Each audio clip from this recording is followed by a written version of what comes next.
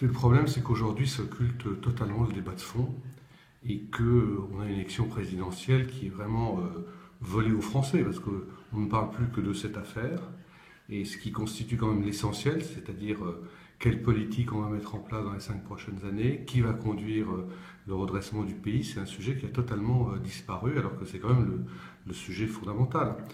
Sur le maintien de François Fillon, c'est clair que personnellement, j'aurais préféré qu'il prenne une autre décision, parce que je suis bien conscient que c'est un choix qui ne favorise pas tellement la famille politique à laquelle j'appartiens. Maintenant, ce choix, il l'a fait.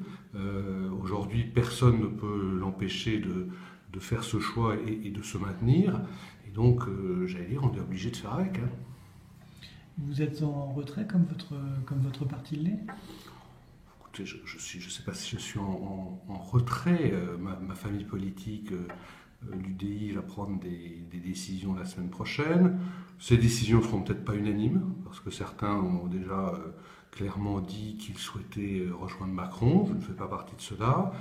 D'autres ont clairement dit qu'il fallait rester derrière François Fillon. Donc il n'est pas impossible que la semaine prochaine, on assiste à des positions différentes, ce qui n'aurait rien d'inhabituel au centre où notre qualité première n'est pas la discipline de groupe. Est-ce qu'il y aura des incidences sur la Commission nationale des investitures? Écoutez, vous savez, les choses évoluent tellement vite que c'est très difficile de dire quoi que ce soit. La Commission nationale d'investiture, elle avait terminé son travail, elle a terminé son travail.